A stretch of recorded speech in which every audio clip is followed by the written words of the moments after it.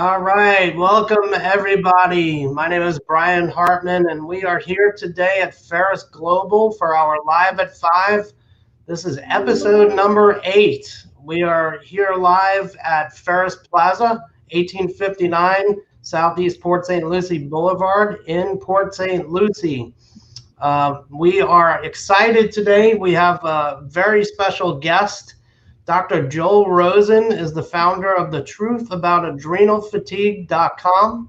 He's an expert in repairing the broken stress response system in the body, resetting the circadian rhythms in the body that impacts all body system, including the HPA axis. He is a chiropractic physician extraordinaire, I must say. I have good reason for saying that.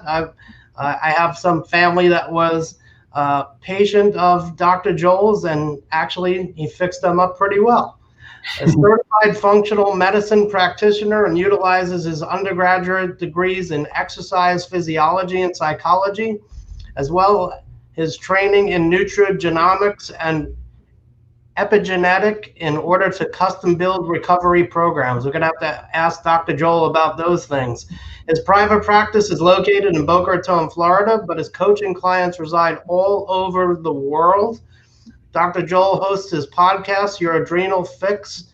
Joel is passionate about impacting the practice of healthcare versus sickness care and has made it his personal mission to educate doctors and patients alike on the truth about adrenal fatigue and how the impact of stressors impact more than the adrenals, right up to the cellular level. Joel suffered with his own adrenal fatigue health concerns and now educates tens of thousands of clients around the world. And without further ado, let's welcome Dr. Joel Rosen. Hey, Brian, thanks so much for the introduction. I as you read it, I cringe a little bit because there's a lot of alphabet soups in there, and it makes me feel like it's a little stressful to hear it. So I'm going to work on making it a little bit more digestible so that people actually understand what all that means. That's good, because now I feel like I need to get adjusted after reading all of that a little bit. Yeah, right. But it's all cool. So just tell us real briefly, what are nutrigenomic? Am I even pronouncing that correctly? Yeah, nutrigenomics and epigenetic. What is that? So nutrition and genomics is combined to produce the word nutrigenomics. So you look at nutrition and you look at your genetics and you see how the certain vitamins and minerals help express your body's full potential. Let's, for example, if I'm a pharmaceutical based company and I want to come up with a drug, I understand the biochemistry of things and I can block the action of certain enzymes so I don't create inflammatory response or cholesterol buildup or whatever it may be. But all of those enzymes require micronutrients, minerals like magnesium or zinc or selenium, or they require proper B vitamins. So basically we can understand by doing that genetic test. You know, when you do the genetic test where you find out about where your family is from, I always said if I had a little more money, I'd create a commercial right after that, say, hey, and once you find out where your family is from, why don't you learn why there's anxiety, depression, compulsion, addictions, cardiovascular cancers, whatever that tend to run in the family, because you have some of these weak links here, and we can support that nutritionally by understanding what they are and give you a little bit more of the nutrients so that we can really fish in a stocked pond to be able to help really customize a recovery strategy. So that's what nutrigenomics is. Epigenetics means environmentally. So you have your genetics, and epi means on top of that. So if you have stressors, traumas, chemical exposures, living in Florida, there's a lot of mold, viruses, toxins, all of those things will create a perfect storm when they impact your specific genetic tendencies to create a chronic health issue. Hopefully that made a little more sense than the intro. It did, and I would imagine that you mentioned viruses in there. I would imagine that this last 6-8 months has been a pretty interesting time. But going back a little bit, first of all, as a chiropractor, you were kind of forced to see patients locally, right? Because they have to be within such a distance from your office. But now you have the ability with what you're doing now, which we're going to get into, to be able to speak with patients and have patients all over the world, I guess, at this point, right? Correct. So that's opened up the door for you in a lot of different ways. So are you still you still doing some chiropractic work also? Some of it, as we talked a little bit about earlier, I am no longer going to be having a physical space of 2,000 square foot where I have people coming in with a brick and mortar type business.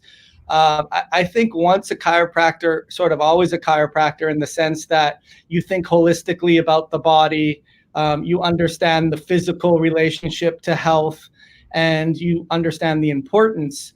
But how I got into this, I know we helped your family, as you mentioned, with some of the advanced tools that we had, but I would have someone that would go on the DRX 9000 and they would do amazing, and other people that wouldn't do so amazing. And they had very similar presentations in terms of what the MRI showed, but they have completely different, like snowflakes, completely different fingerprints, if you will, of their life, of their stressors, of their relationships, of their past history, of their blood type. So basically I wanted to delve deeper is, why is it the ones that are getting better, and why is it the ones that aren't? And that's where you look at blood work, inflammatory markers, if they like their job, their nutrition, how active they are, because really optimal health has to do with all of that. So that's kind of how I transitioned into, I want to help more people. And then it just continues to snowball from there. That's awesome. Before we continue, if anybody that is watching has any questions for Dr. Joel Rosen, please drop them in the comments. We will be able to answer those questions as we go. And so I'm excited to learn. I've been hearing more and more about adrenal fatigue. I would imagine, and you correct me if I'm wrong, but I would think during a pandemic, people tend to have more adrenal fatigue than normal. So I guess with that said, can tell us a little bit about what is adrenal fatigue, so everybody can know. No, that's a great question. So the site that I developed is called The Truth About Adrenal Fatigue, because it's an outdated model. And the traditional approach, even in medical schools, they're not taught that the adrenals fatigue. They don't. But in theory, the old model of adrenal fatigue is that the brain signals to the adrenals, hey, there's a stressful situation, you've got to make stress hormones. And then what happens is, the thought is that the adrenals, because they've been told so many times over and over and over again, there's a stressful situation, you got to make stress hormones. Eventually, the thought process was that those adrenals no longer produce an adequate amount and they fatigue, right? So that has really proven to not be true, in the sense that if it is true, it's an autoimmune condition, and it's called adrenal insufficiency, or Addison's disease. And there's very few people that have exhaustion and fatigue that actually have Addison's disease. But the challenge is that you could still be exhausted, burnt out, not handle your stress very well, crash in the middle of the day, but you have a normal adrenal output. So so unfortunately, what happens is, a lot of those people that are exhausted and burnt out and don't handle stress very well, that produce not an adequate amount, but not enough to be a negative, like a positive test. And what happens is, there's shades of gray, if you will, and the baby gets thrown out with the bathwater, and they're told, sorry, you must be crazy, your test results are normal. The problem is, there's so many other physiological things that can go wrong. You're assuming that the brain is sending the message.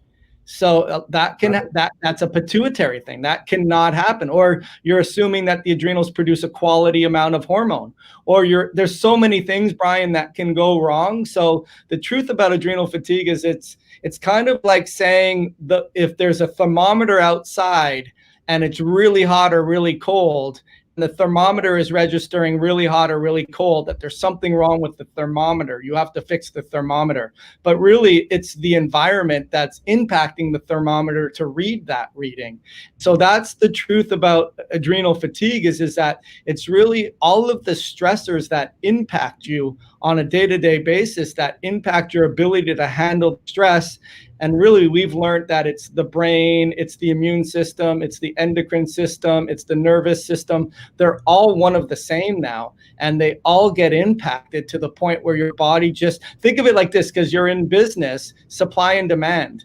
You have an imbalance of a ratio of supply and demand. The demand to make and handle stressors and the supply to be able to do it is unequal. And that's not a good, favorable relationship. If I work in downtown New York and I'm working at minimum wage and I have huge overhead, I'm not going to thrive. So that's how and then on top of that, with the press and the skies falling and how terrible everything is, because that really is what sells eyeballs to watch, unfortunately, only plays on those nuances and makes it even much more debilitating, if you will. So take us back prior to the pandemic versus, starting back, I guess, in March. Prior to that, compared to what you've seen since the pandemic broke out, has there been more people that realize that they have adrenal fatigue? You know what? It's a good question. I think it's already been its own pandemic, if you will, because think about everyone who has a supply and demand problem. They have 25 different windows open on their computer. They're working not only 9 to 5 anymore. They're working 9 to 9 or longer. They have multiple to-do lists, and they're overwhelmed. They're not getting really great nutrition. They're relying on caffeine and stimulants and sugary foods, eating maybe at later times of the night, not getting great sleep. So it was already a problem to begin with. And I think it's only worse now because of the pivots that are having to be made in terms of, now I don't have that income coming in, or security, or there's also all of that, the isolation, because we really are creatures of contact and communication and community. So it's made things worse that were already pretty stressful to begin with. Gotcha. Now, I know that you mentioned in your bio that you had suffered yourself with adrenal fatigue. How can people determine if they have it? How did you know that you had it? Yeah, it's a great question. I think subjectively, historically, I would tell people, if you're not handling stress appropriately, it has to be on your radar. So meaning, if you have a stressor that you can deep down say, it impacted me much more than it should have. I had butterflies in my stomach. My heart rate was racing. It was difficult to breathe. When I stood up, I got lightheaded. I'm not sleeping. Those types of things, because really you're losing your ability to do the basics, right? You're losing the ability of your body to handle stress. And in this way, it's the stress of regular maintenance of your vitals, like blood pressure, heart rate, temperature, pulse, all those things. So I would say if those things are falling or failing or not working real well, that's a pretty good sign. On top of that, other things like energy production. I don't wake up energy. I crash in the middle of the day, or I have more energy at night. So something's wrong with the circadian rhythm. That's another good clue. As of course, then brain fog.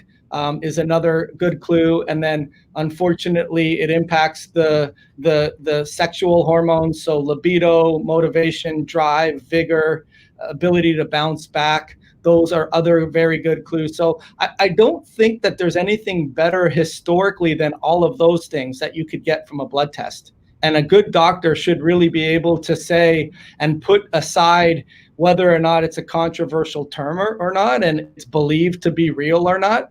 Those things that the patient is coming to you with and complaining and telling you about are real to them. And they're already stigmatized for their lack of ability to do their life. They don't need gasoline on the fire by a doctor telling them that it's not real and that their blood tests are normal and they should just, suck it up or go get therapy or be put on an antidepressant, because that's ultimately what happens. Gotcha. So one thing that you mentioned that stood out to me, brain fog. So even though we're reaching our 50s, right?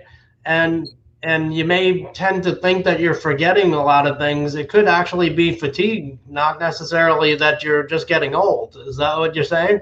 Yeah, I mean, think of it again, a demand and supply, right? So if you don't have enough supply for the demand that you take to run the business, and in this case, the business of your body, breaking of the weak links in the chain can happen in a multitude of areas. And that could be in neurons, and that could be in your ability to form memories and your ability to short-term think about things. In fact, there's lots of studies that show long-term release of cortisol, which is what the stress hormone is, impacts the area in your brain called your hippocampus, which is really for memory. And it's for also balancing your circadian rhythm. And unfortunately, one of the clues that we see of someone that may have some early signs of Alzheimer's, not just forgetfulness, but they're staying up later and later. Their circadian rhythms longer and longer. A lot of patients will tell me, yeah, mom just doesn't go to bed early anymore and she's staying up later and later. That cortisol has been beating down that hippocampus for so long, and it shrinks, and it ultimately creates a lot of those cognitive changes. Wow. That actually explains a lot about my family, boy. My grandmother used to stay up all night, and she never did that. So, that's probably something that even back then was maybe something she was suffering. Yeah, that was a sign. Yep. Unbelievable. So, what would you say then are the best tests to determine if you actually have adrenal fatigue? Yeah, so there are more inferences. Like, a lot of people will say, okay, I did a saliva test, and that's the typical go-to. They'll do a saliva test, and the saliva measures your level of cortisol in your saliva. And it's an okay test. Like, it's done at several times throughout the day, and your cortisol rhythm, like, you have high cortisol in the morning. We should get up, like, in theory, bound out of bed, have lots of energy. And then in the nighttime, we should have low cortisol. And so it should go from high to low. And taking a saliva test can measure the slope of your rhythm, which it's good for, but it's very limited. There's other tests that they do, like urinalysis of cortisol. But honestly, Brian, what I would tell people is the best test is A, the history, a really great history that we just talked about, and then B, blood work. Because with blood work, you can see signs of inflammation, you can see iron issues, you can see cholesterol issues, you can see liver enzymes, electrolytes and minerals, and kidney values and proteins, and other more sophisticated inflammatory markers. And that's really giving the astute doctor information that there's inflammation, stress, mineral challenges, cholesterol levels, liver. There's stuff going on in a symphony of an orchestra that explains the body's under stress, really. So I would say, that's not the conventional answer a lot of people would probably expect to hear, but a good blood test that looks at it from narrow ranges, like looks at it from, hey, we're going to explain to you if you qualify for an A-rated insurance policy, not if you're just going to be told that you need to be put on a medication. because those are the lab ranges, and the doctor is a very busy person. As you know, you have an appointment for 11 and you don't get in there to 11:45, and they've seen so many people. They don't have a lot of time to talk to you. So those lab ranges, well, hey, if you're not an outlier, then everything's okay, but that doesn't mean you're feeling good. That doesn't mean, like I say that you may be getting a C+ on the test, but you're not failing the grade, and the doctor's telling you your blood tests are normal. So I would put an asterisk beside my answer in terms of the answer is a good blood test that's looked at from a functional range where you can see where the person's getting a C+ versus not waiting for them to get an F before you decide to do anything about it. Gotcha. Interesting. So I guess with that said, what are there actual supplements that are best for adrenal fatigue, and how do you find them? Where do you even go to look for them?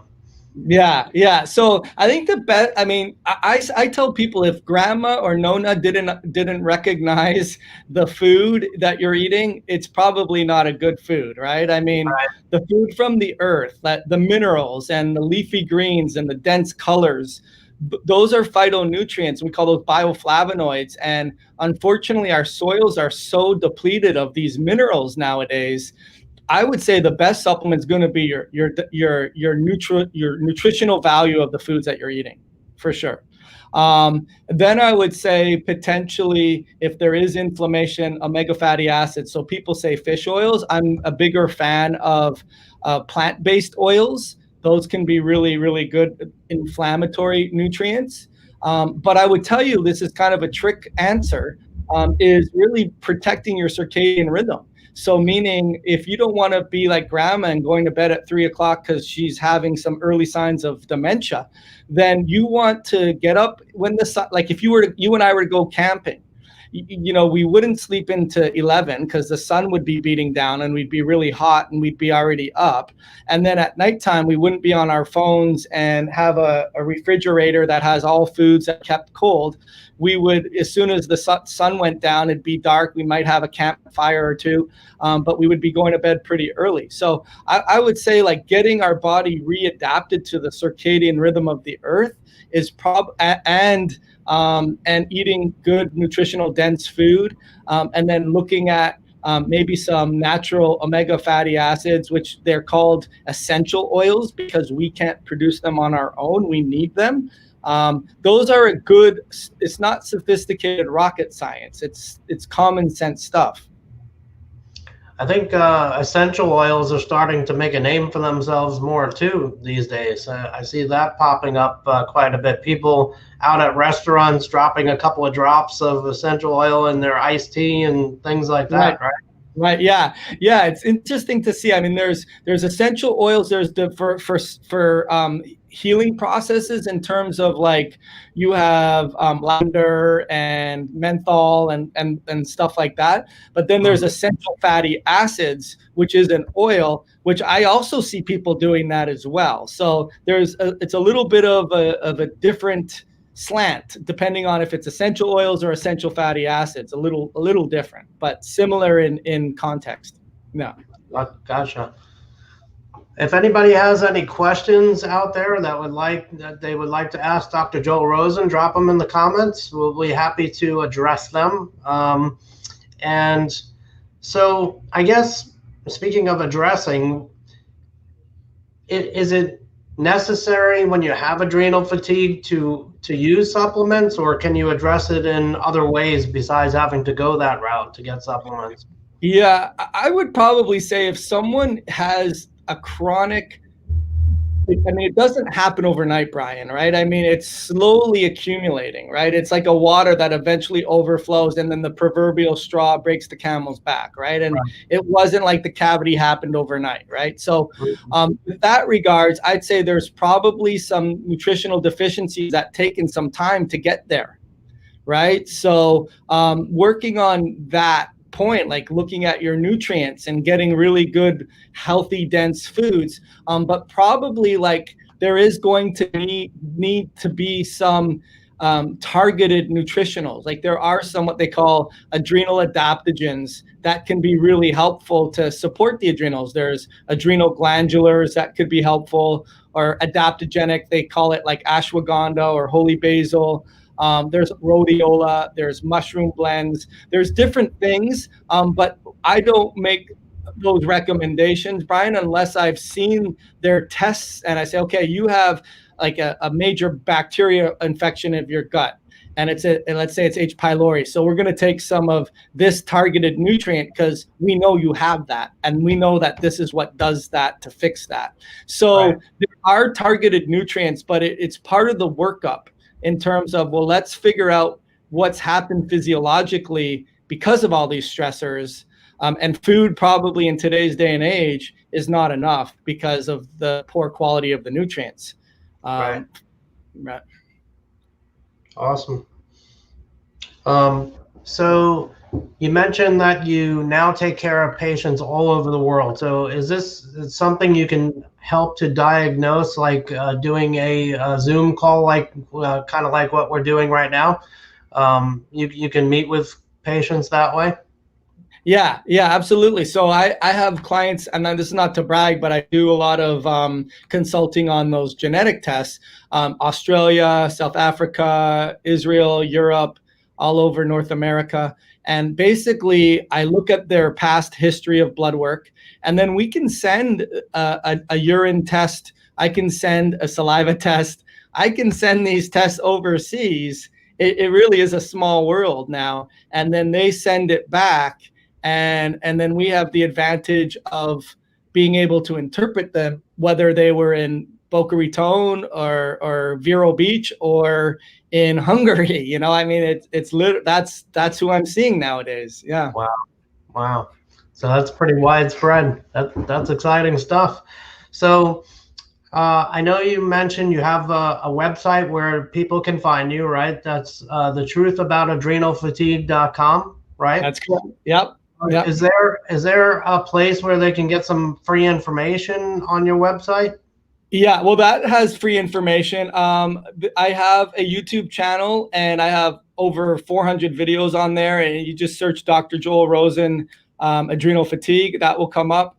Also, Facebook group with over 45,000 people. It's called Adrenal Fatigue Recovery, or Dr. Joel Rosen, and that's a private group. And between all of that, Brian, there's lots of information out there. A lot of people will tell me they'll binge watch my videos and then they'll get back to me, and it's kind of eerie. Like they tell me like all the things that I said, and I mean it's amazing. You know, sometimes you feel like those videos aren't getting reached, but then someone from Ireland will email you and tell you, hey, your video made a lot of sense. So it's good. I think that I would imagine that Facebook group is almost like a community where people that do have adrenal fatigue can actually hang out and get to know other people, right? And talk about what they're doing to help themselves. Yeah. And you have to be careful because sometimes like misery likes company, right? As long as the company's miserable too. So they sometimes have like an identity that's their identity. Right. I am adrenal fatigue. That's who I am. And that's a big part of the recovery strategy is gratitude and celebration, you know, in terms of we have so much stressors in our life. I was just listening to a podcast and it was talking about like, think back. It was about a monk story. And they were told to think back about things in their life that they didn't deserve that they got. And every single one of them in the initial phases of the monk school talked about, well, it wasn't fair when my sister died, or it wasn't fair when people were mad at me, but they never really said, well, it was unexpected and it didn't seem fair that I was born to a family that we didn't have to eat food out of a dumpster, or we had, and we don't think of it in that way in terms of the blessings that we have. And the gratitude that we need to have, because if we constantly focus on what's not working and what's not fair, and how you may be right and you may be accurate and it might be real, but that's your reality, you know, and that's what you reinforce. And, right. And that will create feedback loops in your brain that will constantly get activated. So I think like it's really important to put that in perspective and know that, you know, there's a lot of good things in the world that we should be grateful and we should celebrate well, for sure. Nice. Nice. So, and you also, not to forget that you have a podcast as well, right? People can find you where for that? Yeah, that's on iTunes, wherever there's podcasts, and it's called Your Adrenal Fix. It's kind of a play on the word fix. You know, you're getting your fix of adrenals. But yeah, and I'm prolific on that now as well too, because it's one of those things, Brian, that I can't stop talking about. Like, I'll say something to a client and I'm like, oh my gosh, like everyone needs to know that, and I'm never out of ideas, you know. Right. Absolutely. Awesome. Well, we definitely appreciate you joining us today, Dr. Joel Rosen. It's always good to catch up with you. It's only been about at least 10 years since we last got together. Yeah, I think longer, and we're going to talk after the show too, for sure, right? Absolutely, would love to. So thank you again for being on. I will send the recording of this so you'll have it as well. Just so everybody knows out there, next week we will have on Dennis Edwards of National Credit Partners. We're going to be talking about debt restructuring and how to be able to not actually make you hurt your credit, but be able to help your cash flow. So that'll be our Live at 5 for next Tuesday at 5 o'clock. Anyone else that would like to be on the show, please feel free to reach out to us here at Pharus Global. You can find our contact information at pharusglobal.com. Dr. Joel, thank you very much again for being here. And we will see everybody next week, Tuesday, live at 5. Have a good night, everybody. Thanks, Brian.